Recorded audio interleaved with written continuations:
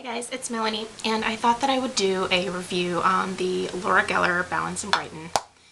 And lots of people have been talking about this product over the last few months on YouTube.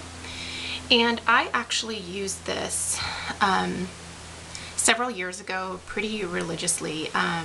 Laura Geller used to be sold at Sephora, and so once every like month and a half I would go and pick up a new one of the Balance and Brightens for myself, because I would use it every single day as my primary foundation.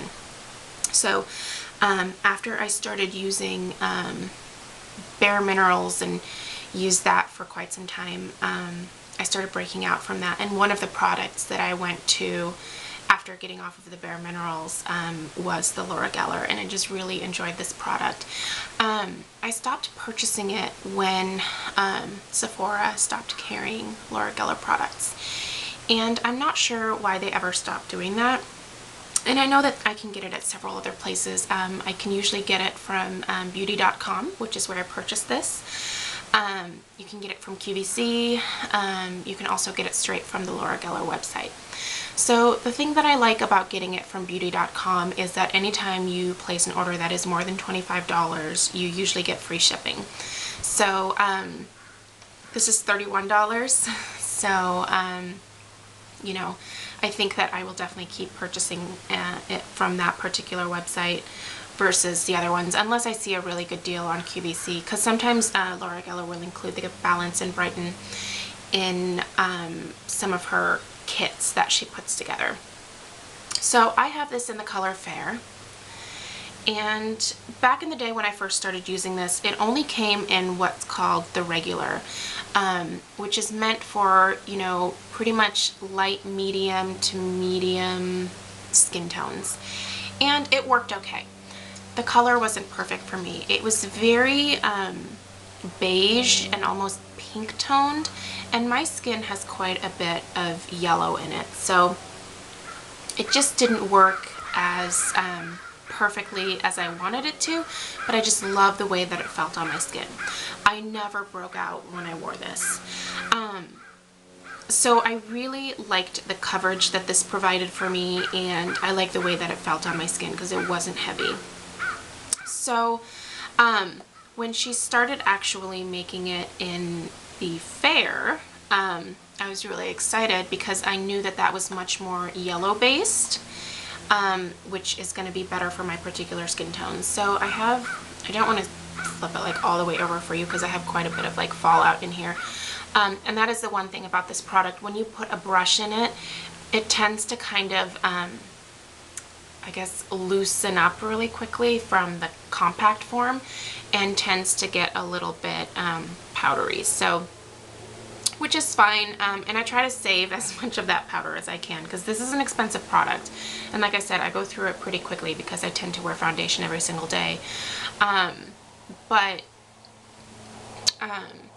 Where was I going with that? You can see that this is the Fair, and it's much more yellow based, so this just works better on my particular skin tone. Yeah, I really enjoy this product. It's very easy for me to apply. I'll usually put it on with either one of my Bare Minerals, like the Flawless Face Brush, or I also like to use the Sonia Kashuk. This is just her angled, I think it's like a multi-purpose brush. So I like using this as well. This tends to provide a little bit heavier coverage because these bristles are really, really dense in here. So you can see the powder flying out of there.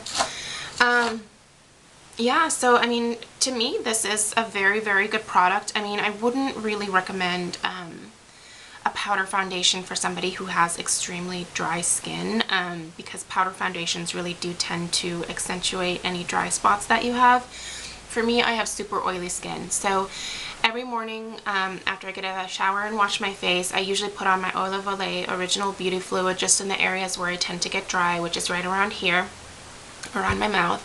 And then I use just a makeup sponge. I get it wet, just those triangle shaped ones that you can get at like Target, and then I use that to apply my Milk of Magnesia primer because it's really the only thing that keeps my skin from getting super oily. So once that kind of dries on my face, I'll rub off any white spots that might be showing through, and then I just go over it with the Balance and Brighten, and this just helps to even out my skin tone. And when I did my Denair airbrush makeup video, you know, I had a lot of people comment that I have really nice skin, and I definitely want to say thank you for saying that, because I do have a very good setup here for myself where I'm sitting right in front of a window, and that tends to wash me out a little bit, and that does hide any, you know, redness that I have on my face. My skin is not flawless.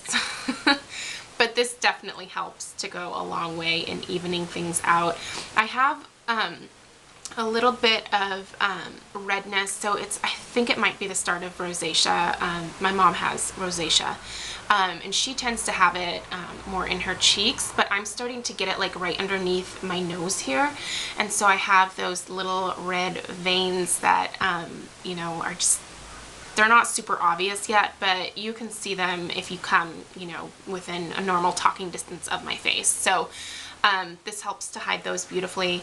I can use this really easily underneath my eyes. I did today. It doesn't look cakey. It doesn't look dry. You know, I just, in the morning, I will put on some kind of eye cream. I use it very sparingly in the morning. I apply it a little bit more liberally at night, but what I've been using in the morning is the Nivea Visage Natural Beautifying Eye Care, and I got this at my grocery outlet, so I don't know if you can get it in the regular stores, but this is kind of an illuminating eye cream, so I put that on, and then this just goes perfectly over that. So yeah, I enjoy the product a lot. It evens out my skin tone. It doesn't get cakey on me. It helps to absorb any oil that the Milk of Magnesia doesn't catch. It's not heavy. It doesn't make me break out. You know, this does have dimethicone in it, so those of you who are sensitive to silicones, you know,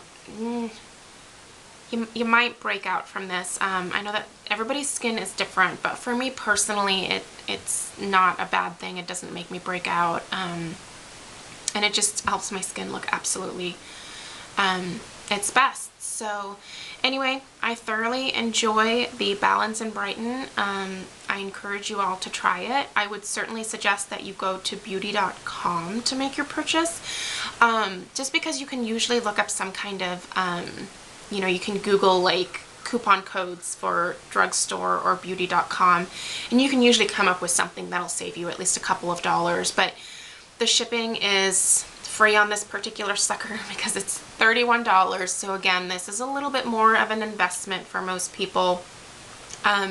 It doesn't last forever. I tend to go through it fairly quickly, mostly because I tend to use it on a daily basis. So yeah, it's just be forewarned that, you know, this isn't one of those foundations that you're going to have for months and months and months if you are going to be using it every single day. So anyway, if you guys have any questions, leave me a comment below, but that's just my take on the Laura Geller Balance and Brighten. I like it. I give it 2 thumbs up. You know, I think I'll keep buying it for a while. And yeah, so there you have it. I'll see you guys in the next video.